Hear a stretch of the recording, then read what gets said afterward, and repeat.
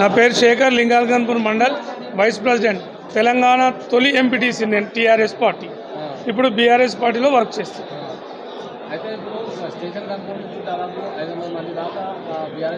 కాంగ్రెస్ పాలన నచ్చక, కడియం శ్రీహరి నచ్చక టీఆర్ఎస్ పార్టీలో జాయిన్ అవుతారు. బీఆర్ఎస్ పార్టీలో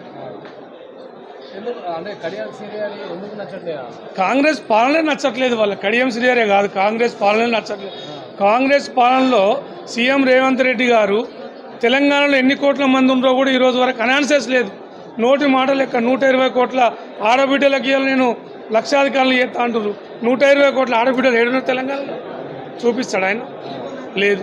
ఆయన నోరు తెరిస్తే అబద్ధాలు, కేసీఆర్ తిట్టడం, ఆయనకు ఎంచుకున్న సీఎం పదవి ఓన్లీ కేసీఆర్ తిట్టడం తప్ప పరిపాలన చేయడం చాతగాని ప్రభుత్వం కాంగ్రెస్ ప్రభుత్వం.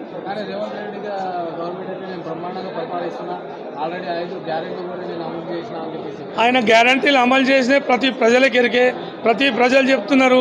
మైకి పెట్టగానే ఆడోళ్ళు, మగోళ్ళు అయితే ఎవరు తిడతలేరు, కానీ ఆడోళ్ళు అయితే రమ్మను అని పిలిచే రీతికి తెచ్చుకున్న సీఎం ఎవరయ్యా అంటే కాంగ్రెస్ ప్రభుత్వం, రేవంత్ రెడ్డి మాత్రమే. ఫ్రీ బస్సు మాత్రం పెట్టిండు, వాళ్ళు మాత్రం కొట్టుక సచ్చుడు తప్ప దాని లభ్యం ఏమవుతుందో కానీ నష్టం మాత్రం బాగా జరుగుతుంది. ఎక్కడ చేసిన పాపాన వాళ్ళు ఏదో కొంతమందికి చేసి మొత్తం చేసిన అంటే అది రైతులే చెప్తారు. రైతులకు మాత్రమే తెలుసు, తీసుకున్న వాళ్ళకి ఇచ్చినకే తెలుసు అంతమందమే తప్ప పూర్తి మొత్తంలో ఎక్కడ రుణమాఫీ జరగలేదు, జరగబోదు. ఇప్పుడు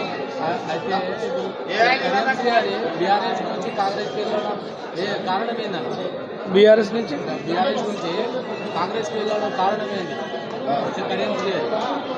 కడియం ఆయన లబ్ధి కొరకు, ఆయన కూతురు సంక్షేమం కోసం లబ్ధి కొరకు మాత్రమే పోయింది తప్ప కాంగ్రెస్ పార్టీ మీద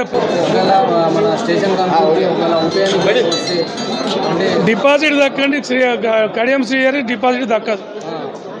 టీఆర్ఎస్ ప్రభుత్వం, అంతలో కూడా టీఆర్ఎస్ ప్రభుత్వం గెలిచింది, మళ్ళీ కూడా టీఆర్ఎస్ గెలుస్తుంది అక్కడ. అయితే గతంలో మనం చూసుకున్నట్టయితే రాజయ్య మీద కొన్ని ఎలిగేషన్లు, కొన్ని ఇష్యూలు జరిగినాయన్న. ప్రతి మనిషి మీద ఎలిగేషన్స్ అంటే పక్కపంటి పెట్టేవాళ్ళు ఉంటారు. ఆ పెట్టిన ఎలిగేషన్సే ప్రాబ్లం అవుతుంటాయి. అట్లా అనుకుంటే కేటీఆర్ మీద కూడా ఎలిగేషన్ పెట్టిండ్రు, నిరూపించగలిగినరా? లేదు. అలాంటివే రాజయ్య మీద కూడా ఎలిగేషన్స్ ఉన్నాయి, పెట్టిండ్రు, అవి మాత్రం తప్పు అని చెప్పడానికి ఇది నిరూపణ. దేని వెనకాల మేబీ ఉండొచ్చు. జీరో ఉంది, 100% జీరో. అతను పాలన చేయడం రాదు. 150,000 కోట్లు తీసుకొచ్చి ఏం మరమ్మతి చేయించిండో చూపెట్టాలి. అప్పుడు సీఎం రేవంత్ రెడ్డి చూపిస్తే అప్పుడు పాలన మంచిగా ఉందని వాళ్ళు కాదు, మేమే ఒప్పుకుంటాం. ఏం చేసి 150,000 కోట్లు తెచ్చి కానీ కడియం శ్రీహరి అయితే నేను స్టేషన్ కాన్పూర్ ప్రజల కోసం వెళ్ళా అని చెప్పేసి ఆయన చెప్తున్నారు కదా.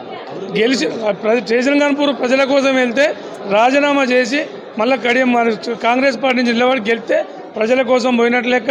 కడియం శ్రీహరి సొంత హామీతోటి కాంగ్రెస్లో గెలిచినట్లు లెక్క ఉంటుంది కాబట్టి ఆయన రిజైన్ చేసి గెలిస్తే పోయినట్లు లెక్క.